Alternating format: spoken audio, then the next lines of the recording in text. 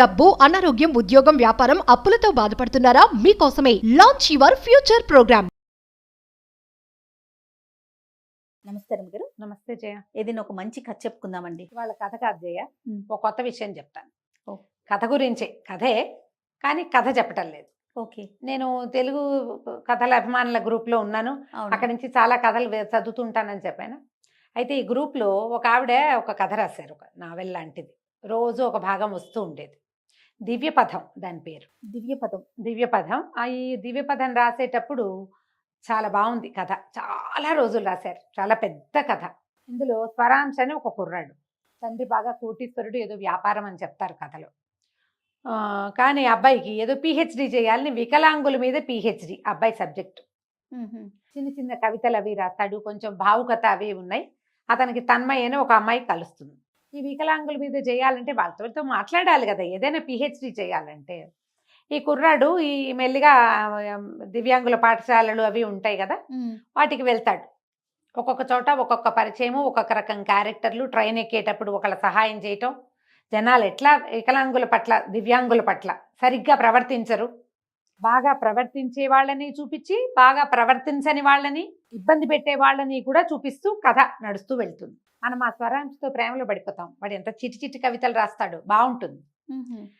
క్రమంగా రోజులు గడిచే కొందికి ఈ తన్మయి ఒక సింగర్ గారి కూతురు, ఒక సింగర్. ఇంతకీ ఆవిడ దివ్యచక్షు, నేత్రాలు లేవు ఆ పాటలు పాడే ఆవిడకి. చాలా బాగా పాడతారు. ఒక దివ్యాంగురాలి చేత పెంచబడింది ఈ అమ్మాయి. మెల్లిగా రోజులు గడుస్తాయి. వీళ్ళింటికి వస్తూ ఆ తన్మయిని వెంబడి పెట్టుకు తీసుకొస్తాడు. ఎన్ని క్యారెక్టర్లనో చూపిస్తారు. ఇందులో మేనరికాల పెళ్లిళ్ళ వల్ల పిల్లలు దివ్యాంగులు అవ్వటానికి అవకాశం ఉంది. తర్వాత ఈ అంధుల పాఠశాలల్లో పిల్లలకి ఎలాంటి అవకాశాలు ఉన్నాయి, ఇవి వీళ్ళు చదువుకోవటానికి ఎలాంటివి ఉన్నాయి, ఆఫీసులో ఎలాంటి సౌకర్యాలు వీళ్ళకి ఇవ్వాలి, కొంచెం అవకాశం ఇస్తే వీళ్ళు ఎంత పెద్ద ఇవైనా చేసి చూపిస్తారు. ఇలా నడుచుకుంటూ వెళ్తుంది కథ. క్రమంగా ఇతనికి ఏం తెలుస్తుంది, ఏ దివ్యాంగురాలను చూసి ఇతను చాలా ఫ్యాసినేట్ అయ్యి ఆవిడ సంగీతం బాగుంది అనుకుంటాడు. ఆవిడ అతని తల్లి అని తెలుస్తుంది. అమ్మాయి ఆవిడ స్నేహితురాలు కూతురు. ఇవి అసలైన మెయిన్ పాయింట్ అదే, అది నేను రివీల్ చేస్తున్నాను. ఈ కథ చదివాం, ఎంతో బాగుంది. చాలా రోజులు వచ్చింది. నేను అమ్మాయి ఆవిడకి మెసేజ్ పెట్టాను, చాలా బాగుందమ్మా, చక్కగా రాశారు, మీ దివ్యపథం ఎంతో బాగుందని. అంటే గ్రూప్లో ఉన్నారుగా. పెట్టేసరికి రెండో రోజున ఆవిడ మళ్ళీ మెసేజ్ పెట్టారు. అయ్యో అమ్మ, మీరని తెలుసుకోలేకపోయాను, అదేమిటి ఫేమస్ యూట్యూబర్, ఇవి నీకు తెలీదా అన్నాడు మా తమ్ముడు. నేను చూడలేను కదమ్మా, అందుకని నాకు తెలియదు అన్నారు. షాక్ అయిపోయాను జయ. నేను, నాకు ఆశ్చర్యం వేసింది. అంత కథ రాసిన ఆవిడ దివ్యచక్షు. నాకు ఎంత షాకింగ్గా అనిపించిందంటే, తెలుసుకోలేదు నేను, నాకు అర్థం కాల. కథ వస్తుంది, చదువుతున్నాము, ఎవరు రాశారు, ఎప్పటికీ అవటల్లా, ఇంకా ఇంకా క్యారెక్టర్లు పెరుగుతూనే ఉన్నాయి. ఇందులో వీళ్ళని మోసం చేసేవాళ్ళు, వాళ్ళని ఇబ్బంది పెట్టేవాళ్ళు, వాళ్ళ బలహీనతల్ని ఆధారంగా చేసుకుని ప్రవర్తించేవాళ్ళు, మేనరికాలు వాళ్ళకి. తర్వాత ఇద్దరికి కనుక నేత్రాలు అవి లేకపోతే వాళ్ళు ఇంకో పిల్లల్ని పెంచుకోవడానికి అవకాశం లేదు. ఇద్దరు దివ్యాంగులు ఇంకో బేబీని ఎవరినైనా అడాప్ట్ చేసుకోలేరు. అలాంటి విషయాలు, వీళ్ళకి అడాప్షన్ కావాలని ఉంటుంది, పిల్లల్ని పెంచుకుందాం ఉంటుంది, మీరు ఎలా పెంచుతారు అని గవర్నమెంట్ వాళ్ళని రిజెక్ట్ చేసేస్తుంది. ఇవి ఎన్ని రకాల అంశాలు నడిచినాయంటే, ఎన్ని ఉపయోగకరమైన విషయాలు, దివ్యాంగులకి ఉపయోగపడే విషయాలు ఇచ్చారంటే అందులో సమాచారం చాలా రకాల. పోనీ సమాచారాలే ఇస్తే బోర్ కొడుతుంది మనకి, ఇది అట్లా బోర్ కొట్టనివ్వల. కథాంశంతో పాటే సమాచారం కూడా చక్కగా. కొన్ని కథలు చదువుతామా, సమాచారాలే 3-5 పేజీలు ఉంటాయి. మనకేమి మామూలుగా ఒట్టి పాఠకులకి అంత ఆసక్తికరంగా ఉండదు, కానీ వీరిది భలే ఆసక్తికరంగా రాశారు. చక్కటి సింపుల్ భాష, ఎక్కువ ఇంగ్లీష్ పదాలు వాడలేదు, కొంచెం అవసరమైనవి తప్ప చక్కగా రాశారు. నేను చాలా షాక్ అయిపోయామ్మా, నాకు తెలియదమ్మా అంటే ఏం పర్వాలేదని అప్పుడప్పుడు మాట్లాడుతూ వచ్చారు. ఈ దివ్యపథాన్ని ఈ గ్రూప్లో ఉన్న వాళ్ళందరూ కొంత సహాయం చేసినట్టున్నారు, ఆర్థిక సహాయం. ఆవిడ కూడా కొంత చేశారేమో. ఎవరెవరో 1000 రూపాయలు పంపించారు అని 3-4 పేర్లు చూసి నేను కూడా అంతే కాబోలు అని 1000 రూపీస్ పంపించాను నేను వారికి. తర్వాత తెలిసింది నాకు, ఇంకా కాస్త పెద్ద అమౌంట్ పంపించినా బాగుండేది. ఈ బుక్ రూపంలో వచ్చేసింది ఆ పుస్తకం. దివ్యపథం. పెండ్యాల గాయత్రి గారు, పెండ్యాల గాయత్రి. వెనకాల ఫోటో ఇచ్చారు. ఇప్పుడు వృత్తిరీత్యా ఉపాధ్యాయుని, టీచరు. అసలు ఎంత చక్కటి భాష అంటే ఎంత హాయిగా ఉందో చదవడానికి. ఎంత ఉందో చూడు పుస్తకం చూస్తాను. నేను చెప్పాను చాలా వారాలు వచ్చిందని. వెనకాల దీనికి సహాయం చేసిన వాళ్ళ ఫోటోలు, కొంతమందివి పేర్లు కూడా వేశారు. నిదానంగా కథ తాపీగా నడుస్తూ చాలా రకాల సమాచారాలు ఇస్తూ చక్కగా రాశారు. మన బుక్ ఫెయిర్లో ఈ పుస్తకం 3-4 చోట్ల కనబడితే చాలా సంతోషించాను నేను. సరే ఏదో ఒక రోజు వీటిని పరిచయం చేయాలనుకున్నాను. ఏవో కొన్ని రాశారు శతాధిక కవితలు. ఇందులో ఆ చిన్న కవితలన్నీ ఆవిడే రాసుకున్నారట. అర్ధశతాధిక కథలు, 9 నాటకాలు, కథలు కనే కళ్ళు అనే ఒక కథల సంపుటి కూడా రాశారు. ఈ పుస్తకం తపస్వి మనోహరం వాళ్ళు పబ్లికేషన్స్ వాళ్ళు వేశారు. ఇది ఆవిడ వెనకాల ఫోటో కూడా వేశారు. మామూలుగా మాట్లాడుతున్నా కూడా ఆవిడకి ఇబ్బంది ఉందని అది మనకు తెలియదు. నా క్లాస్మేట్ మేము ఎంఏ చదివేటప్పుడు నరేంద్ర అని ఒక పిల్లవాడు ఉండేవాడు. అప్పటికే అబ్బాయి ఎంఏ ఇంగ్లీష్ చేసి ఎంఏ సంస్కృతం మాతో పాటు చేరాడు. తెల్లగా చక్కగా పండున్నట్టు ఉండేవాడు. నేత్రాలు లేవు పాపం. వాడికి ఎంత సబ్జెక్ట్ ఉందంటే అబ్బాయికి రామాయణం నోటికప్ప చెప్పేవాడు అబ్బాయి. అబ్బా, ఇప్పుడు భగవంతుడు ఒకటి ఇవ్వకపోతే అవునంట మిగిలినవి చాలా బలంగా ఇస్తాడు. ఆ పిల్లవాడు చాలా బ్రైట్. ఇండోర్ యూనివర్సిటీలో ఇంగ్లీషు ప్రొఫెసర్గా పోస్ట్ వచ్చింది ఆ అబ్బాయికి. అసోసియేట్ ప్రొఫెసర్గా చేరాడు అక్కడ.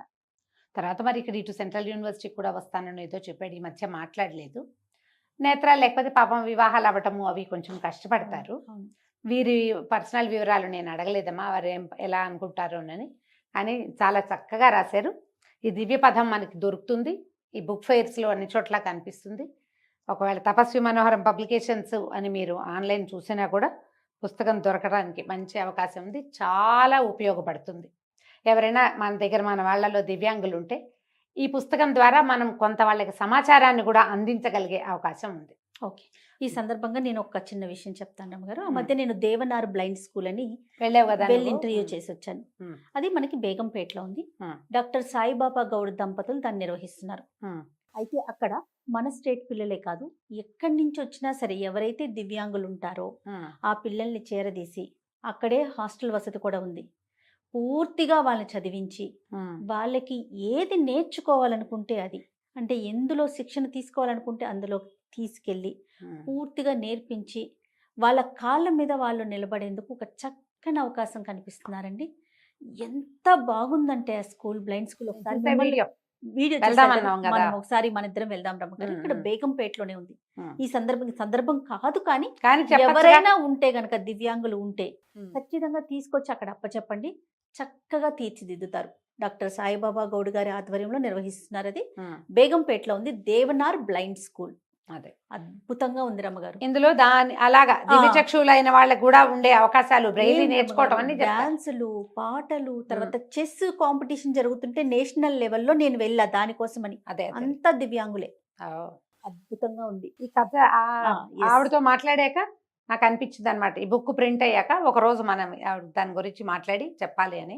చాలా చక్కగా రాశారు పుస్తకం. మాత్రం తప్పకుండా ప్రయత్నం చేసి చూడండి.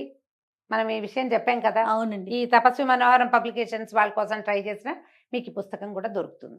చదవాల్సిన కథ చాలా ఆసక్తికరంగా వెళ్తుంది. ఎన్ని రకాల విషయాలు వస్తాయో ఇందులో. ఎగ్జాజరేషన్స్ ఉంటాయి, అంటే వేరే వాళ్ళు ఎవరో వీళ్ళని వాడేసేయటము, వీళ్ళని ఇబ్బంది పెట్టటము, వీళ్ళకి వచ్చే అవకాశాలని లాక్కోవటము, అలాంటివి చేస్తారు కొంతమంది. ఉంటాయి కదా, ఆ వివరాలు కూడా కనపడతాయి. అలాంటివి కూడా ఎలా మోసపోతారు వీళ్ళు, ఎలా ఇబ్బంది పడతారు, అది కూడా రాశారు. మొత్తం మీద కథ చెప్పరా మాకు? ఇంతే చెప్పానుగా. అంతే. అబ్బాయి పిహెచ్డి చేయటం, ఈ సమాజం అంతా అతను ఎవరెవరి దగ్గర కలిశాడో, ఎవరెవరు ఇబ్బంది పడుతున్నారో వాళ్ళందరికీ ఎప్పటికప్పుడు న్యాయం చేస్తాడు. ఎప్పటికప్పుడు వాళ్ళకి సహాయం అందేలాగా చేస్తాడు. ఇప్పుడు ఈ అబ్బాయి పిహెచ్డి చేస్తాడు, హీరో క్యారెక్టర్. ఈ పిహెచ్డి చేయటం అంటే నా పని నేను చేసుకుని వెళ్ళిపోవటం కాకుండా న్యాయం చేయటం అనేది ఒక పాయింట్ ఉంటుంది. వాళ్ళ మీద, దివ్యాంగుల మీద పిహెచ్డి చేస్తుంటే ఫలానా మాట్లాడాక నీకు నాకు పని అయిపోయిందని లేచి వెళ్ళిపోతే మనం మైకులు పెడతారు కదా. అవును, మన వాళ్ళంతా మైకు పెడతారు, వాళ్ళు ఏదో చెప్తారు, కష్టం నిష్ఠూరం, లేచి వచ్చేస్తారు. ఇప్పుడు నిష్ఠూరం ప్రజలకు వినిపిస్తావు కానీ మైకు పట్టుకున్న వాళ్ళు ఎవ్వరూ వాళ్ళకి చేసే న్యాయాలు సాధారణంగా ఉండవు. అప్పుడప్పుడు జరుగుతుంది అది. దీనివల్ల ఏంటంటే సమాజంలో నలుగురికి తెలియటం వల్ల కొంతమంది వీళ్ళకి అవి జరుగుతాయి. మీడియా వల్ల జరిగేది ఏంటంటే వీళ్ళే చేయలేకపోతారు కదా. అప్పుడప్పుడు కొన్ని సంస్థలు ముందుకు వస్తాయి అనుకో, అందరూ ఇంటర్వ్యూలు తీసుకుంటారు కదా. ఎంతమంది చేస్తారు ఇవి? చేయరు. ఈ పిహెచ్డి చేసే అతను కూడా, ఈ అబ్బాయి ఏం చేస్తాడు, ఎవరికి ఎక్కడ సహాయం కావాలో అక్కడ వాళ్ళకి అక్కడ అడ్జస్ట్ చేసి వాళ్ళకి ఒక సహాయం అందేలాగా చేస్తాడు. వీళ్ళని ఎక్కడికి వెళ్ళాలి, ఏం చేయాలి, అక్కడికి వెళ్ళి వాళ్ళకి హెల్ప్ చేస్తాడు. పిల్లవాడు కోటీశ్వరుడు అని చెప్తారు, గైడెన్స్ ఇస్తాడు, తీసుకెళ్తాడు, కొన్ని స్కూళ్ళకి వెళ్తాడు, అక్కడ వాళ్ళకి అవసరమైన సహాయాలు చేస్తాడు. చాలా వివరాలు బాగా కనపడతాయి.